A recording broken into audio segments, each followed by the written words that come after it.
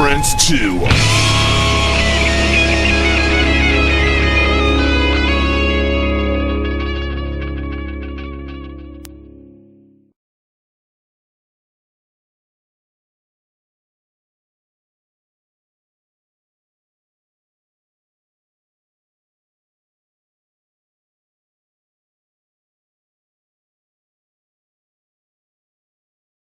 All right, I think we are ready now. So what's going on, brother? All right. I'm sitting here getting ready for the tour starting out this weekend, and other than that, I'm running like a chicken with my head cut off. Hey, busy. Keeps you out of trouble, don't it? So. It does. It does, but it causes trouble too. You get frustrated. Oh, I'm gonna kill you. Well, I can't kill you yet. We still got to go on tour. Good stuff, man. Good stuff. So, I take it everything is going right as planned? It's going right as planned, but it's still it's difficult. It's getting ready for a fucking tour, huh? Yeah, it is. It's always, yes. It's very much just a very hard thing to do. It's like, it's like when you're not established. Well, I've been established, but the fans new. And when you're not established, it's very hectic shit you forget you did in your knee. Right, exactly. I feel you, man. We always had that. Well, we don't have it now because you didn't buy it, asshole. Right. You know what I mean? I do. I know exactly what you're saying, man. You've been in music business for a long time. Have you ever developed a songwriting recipe that you follow? No. I think if you do that, that's when you start getting to the point where your factory work. If you make the recipe, you got to follow it. Oh man, it's always just it comes. That's cool. The ideas are there, and it's really my psyche speaking for me. Because I'll sit back on music and listen to it, and I'll dream about it, and that's where it comes.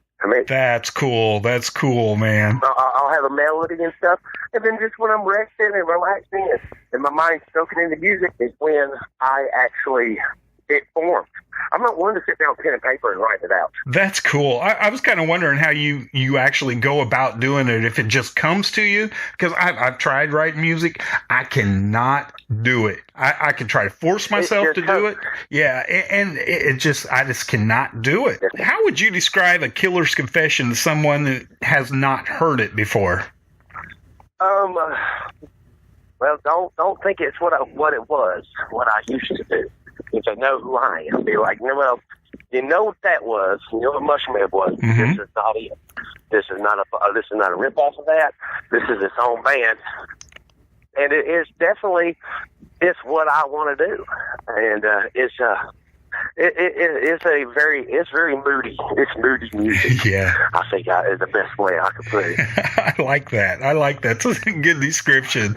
It's moody, man. It's like one moment it's angry, one moment it's sad. It's like, where are you at? That's a good description. Yeah, I've already heard it, but I love it. I love it because I know it. Thank you. It just sounds like you. I mean, it really does. And I was like, yep, that's Waylon. That's Waylon right there. Well, everybody was like, I've just seen a couple of reviews and people come back and saying, it's like, I was thinking it would be a blatant ripoff of Mushroom Head. And it's like, no, it's not. No. And that's just one thing I strayed away from. No. Nothing against the guys. But I've done Mushroom Head. Why would I want to go do it again? Right. No, I think you did it right. No, I think you've done it I think you've done your own thing right here. I've had a couple of reviewers, and obviously they didn't think too highly of the album, which was fine because there's only two of them, so they were the minority. Right. It really didn't bother me. But I was reading both the reviews, I'm like, these are guys that are mad at me.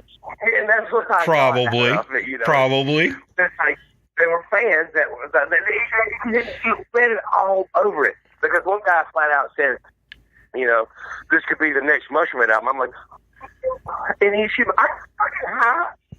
It's like, are you kidding me? I was laughing my ass off. I was like, where in the world did you hear any of that? That right. Because we were, and then because I was looking at it, and I know reviews are, they're still, like, you know how they sometimes it is. Look at the album. They'll listen. They won't even listen to it and write a review. Mm-hmm. You've seen it done. I've seen it done. Yep. And then one of them cases like, did you even listen to it? And I always want to be like the teacher. Did you do your homework? It's like, Yeah. I want to be that asshole. Hell yeah. So, Are you sure you did? yeah. So, when did you realize that music was what you wanted to do for the rest of your life? May 5th, 1995. He's throwing out dates. First time May 5th, 1995, the first time I seen Korn with Danzig and Marilyn Manson. That was the day it all happened. That's the day that it became solidified in my head that this is what I will do. That's awesome. That's awesome. How old were you? I was 16. That's awesome. So what made it about that experience that made you decide, hey, this is this is it, I'm done? I was 17. I was getting to turn 17. Well, yeah, I was 16, getting ready to turn 17. Korn blowing me off stage, first live natural act I've ever seen. Come from a sheltered family where it was, Jehovah's Witnesses and Southern Baptists. Mm-hmm. So really wasn't opened up too much to catch my drift. Right. Not too much was really being, like, Mama especially, she was Jehovah's Witness, so everything was the devil. It was always in me. My sister tells me, my stepsister, when she played piano, and she said I was always into music, mm-hmm. and always had that melody thing going on. Nobody's teaching me anything, and I was able to figure it out on my own with a piano. Cool. And she even said, I wish we could go back and put you into music when you were a child, because if you got this far without it, I wonder what happened. Right. But honestly, I kind of don't, because I feel like I don't think it did the same. And because with what I do, there's emotion, and being book smart and knowing all that, you need it. And yeah, I went back and learned it, but at the same time, it hurts. You know what I'm saying? If you're taught and you learn a certain way, you write a certain way. Well, I didn't have that, so I like I said, I do things a little bit odd, a little bit different. You're bruised and scraped. Yeah, and I think that's what makes what I do kind of unique and special, is that it is. It's like you could tell. It's like, well, the guy knows what he's doing. But there's just a flavor of Waylon on it. Yep. I agree. I think you're absolutely right. And if you were, there's a difference between book smart and street smart, and same type of thing in music. It doesn't mean you're dumb. It doesn't mean you're dumb. Exactly. It means that you learned a different way. Yep. So you have worked with JP in the past. How did you decide on the rest of the members for this project? Oh, that came from the internet. God bless it and God damn it at the same time. Right. It was I was scouting, and I told bands that I would do. They hired me, and I would do a guest spot to get back into it. But they didn't realize is I was truly scouting for musicians, and I was. And it's like what better way to have people send you music to sit there and scout them? Yeah, that's cool. So I did that, and this thing from Darkness, Sky, came and ended up being Matthew Trump, and it was this song, A Killer's Confession. I listened to that some bitch 30 times in a row, and then I was like, this is it. Sent it to Brian from Korn, mm-hmm. and Brian come back and said, dude, that is good. I'm like, man, you produce? He's like, I can't produce it, but I'll play on it. And I'm like, even better. Uh-huh. And talked to guys to be in the band, and we're here now, man. And it's just been so damn fast, too. We're talking about doing another album next year. We already started writing. And I'm not talking about this like release. It's like just, we're going to tour this album, mm-hmm. but we're going to try to release every year an album. So, like, release one at the beginning of the year or at the end of the year, and then release it at the very... So you kind of give a 2-year cycle on it. Yeah, you know what I'm saying? Exactly. That's smart. That's good stuff. And do 10 years, 10 albums. But it's like, I told the guys, it's like, well, what we do is we write 15 songs, use 12 of them, you're 3 ahead for the next album. So we just keep moving forward. Right. Right. Continue writing, because in today's world, you've got to, man. You've got to keep something on the radio and something, single out there, or you're forgotten. Yep, that's exactly right. Do you have any pre-show rituals or superstitions that you have to do before you go on each night? No. I've never had a ritual or anything. I kind of do a little team pep talk and just pump up the guys and get them going. So we go up there, give to the crowd, but there's no real ritual. It's just get out there and do it. Like, this is what we dreamed of. This is what you want to do. You remember how lucky you are, because there'll be millions and millions of kids out there that would just kill to be in this position. Remember that while you're up there, and don't forget it. That's awesome. Back in like the 80s and early 90s and stuff like that, it was just ridiculous, the egos the bands had. The ones that have sustained are the ones with attitudes like yours. You know, we're here for the fans. I want to meet the fans. I want to talk to the fans. I this is why we're here. It's a new breed of rock star. It really is. I've opened my entire life to them, and I kind of like, now I'm kind of realizing that I'm trying to let them vicariously live through me. You know, to give everybody that chance. I mean, my whole life is open. Yeah, so I love them. Like you can ask any fan that's met me, and like this right here, I'm talking to you like an old neighbor. Exactly. Like you live across the street. Yeah, I do that with all of them. You know. There's a couple of them neighbors that you punch in the mouth after the conversation. But I try my best. Not really. I don't. I guess after the instant mushroom, I've been known to have a temper now. And I was like, no, I don't have a temper. I just have a fucking level of bullshit I ain't going to put up with. Yep. You know, it's like, done. You know. And I said the other day, it's like, I've got to that point. I finally reached fuck it. And I am crazy. And I'm way happier at it. You know, I'm way happier when I let it go. It's like, okay, it's like, we're just going to go smell the roses over here and talk to myself.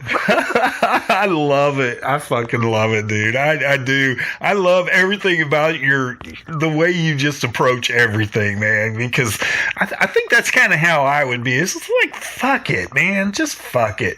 I don't care what you say. You're going to either love or fucking hate me. It doesn't matter. I'm going to keep doing what I do.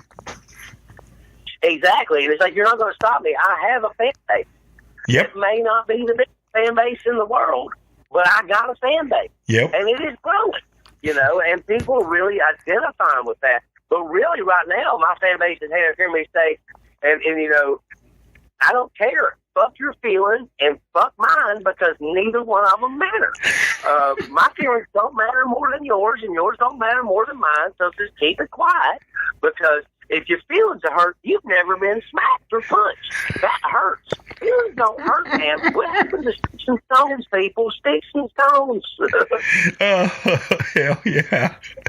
Oh, good stuff. So you've been on the road for a long time, and I'm sure you've seen a lot of crazy, crazy shit. So what is one of the things that sticks out in your mind that that just makes you go, that could only happen to me?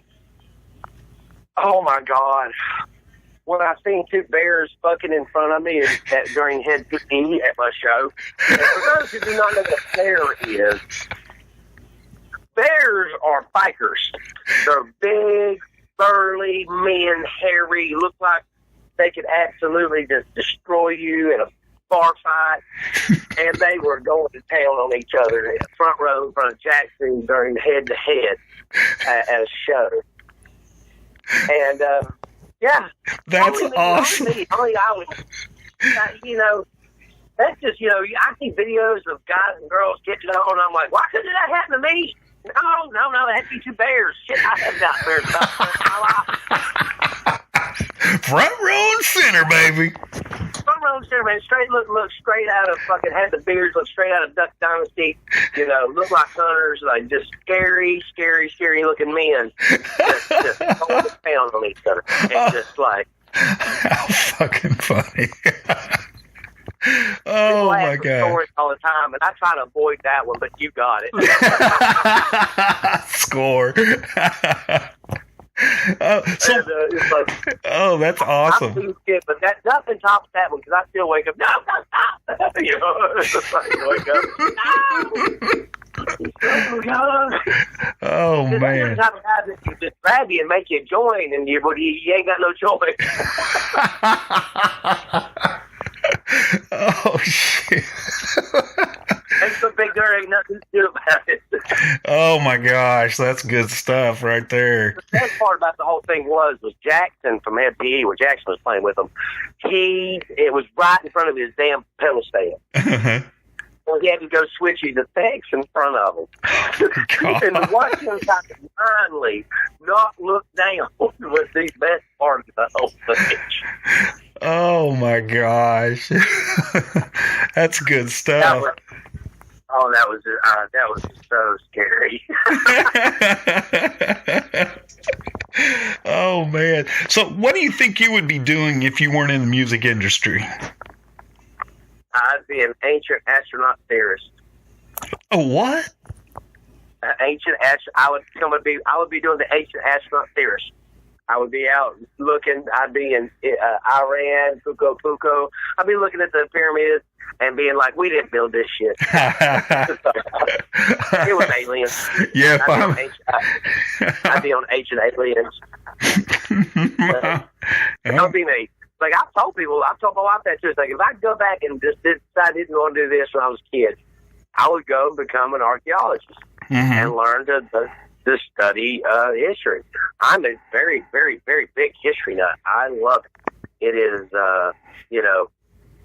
it just amazes me at the technology that we have lost throughout the years. I mean, isn't that weird? And it goes in cycles. It's really weird. I'm with you on that. It's like, shit, we didn't build that. There's no way we freaking built that.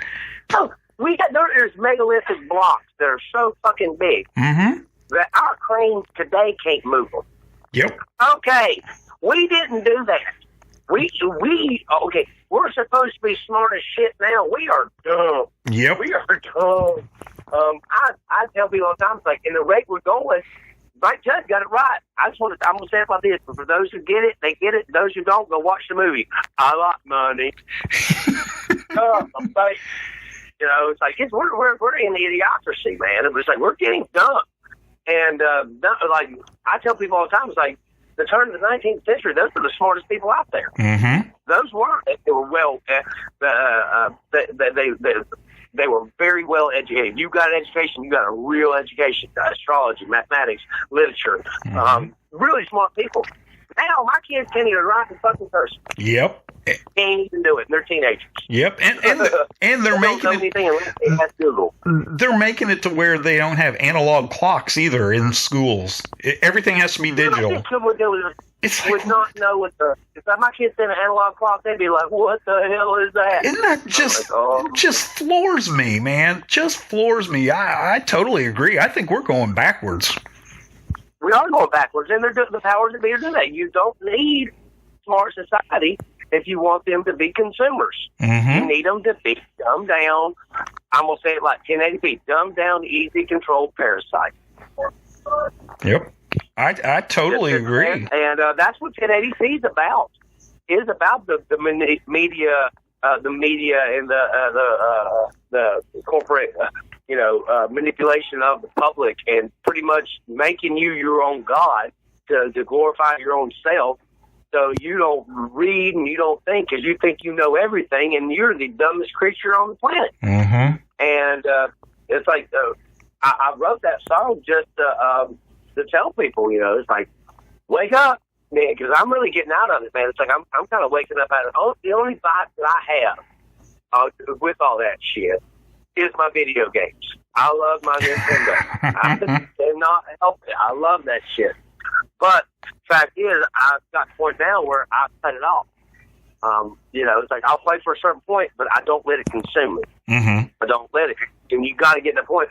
Granted, I hate fucking nature. Even though I want to get up there and see all this old stuff, I hate getting out the shit. I get outside and I'm like, fuck the bugs, fuck the sun, fuck all this shit, man. I don't like it. You know, put me in air conditioning in the house. Yeah. But that's just the thing that I've been raised with. Mm-hmm. You know, it's like you kind of get conditioned to it. Yep. And I don't know if it's just I'm getting old or the fact that I've just reached fuck it. It's one of the two. You know, I'm going to start using that, man. I just reached fuck it, man. I just fuck it. You got it, and it's like, and then you got the millennials, and I love everybody, I really do. But these children need to just stop where they're at. I'm going to say it now. You cannot be anything you want to be. You have, if you do want to be something you want to be, you've got to work really, really hard. And the key word is work really, really hard. Nobody's going to give you shit in this world. Just because mama told you the best doesn't mean you're the best. And just because you got a trophy saying that you participated does not mean that you were any good at it. I do believe in first and second place. I believe in a real system where you have losers and you have winners, because you learn something. There's just as much learned from losing as there is winning. Winning, you learn that you worked hard and you earned it. Losing, you learned you got to work harder and learn from your mistakes. Yep. And we have lost that. What happened to going back to the drawing board and being like, okay, this is what we got to do next time. Next time we got to patch this up under the fence. We got to tackle this side. That was lost. This has been lost because the parents feel like everybody deserves a trophy. No, they don't. They suck. Yeah. They need to run laps and they need to work harder. Yep. It's like not everybody's going to be in the NFL. Not everybody's going to be a Major League Baseball player. Not everybody's going to be a professional musician. But the way they want to treat it, you can be anything you want. Yeah, you can if you bust your ass and you work harder than the people beside of you. That's the key. Work hard, determination, and willing to learn and sacrifice. There's the key word, sacrifice. You got to lose something if you're going to gain it. Yep. You have to. Man, I totally agree with you because, I mean, they're in for a shock when they go to work because, I supervise a lot of people, and if I'm telling you, I don't like to hire anybody under 25 years old because their whole attitude is just like, what the hell are you guys thinking? You think you're going to not come in today? Really? Okay. Well, I can make it to where you can stay home all the fucking time. Don't worry about that. Don't even come in anymore. Because, it's just ridiculous. And that's the attitude that they have. It's just like the whole world owes them something. We don't owe you a damn thing. No, we owe you a swift kick in your fucking ass and a smack to your mom and daddy for making you this way. It's their fault. And when I'm actually terminating people or firing them, that's exactly what I tell them. I hope I've taught you for your next job. I love the hell out of you, but you've got to learn. You have got to learn. This is not acceptable in society today. If you're not going to show up, if you're not going to do your job, then this is what's going to happen. And I hope I've taught you for your next job and you don't do it at your next one. And I hope they thank me for it. Instead of working like a regular job, I was spending 6-8 hours a day working on what I'm doing now. Mm-hmm.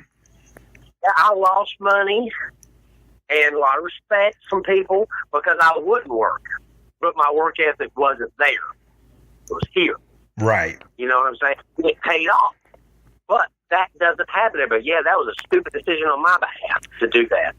But the work ethic, and you know what I'm getting at, that is what got me to where I'm at. Yep. That strive, that determination, that working harder than anybody, taking a boo and being like, fuck you, I'll show you, and learn being a loser. Keyword. Losing talking.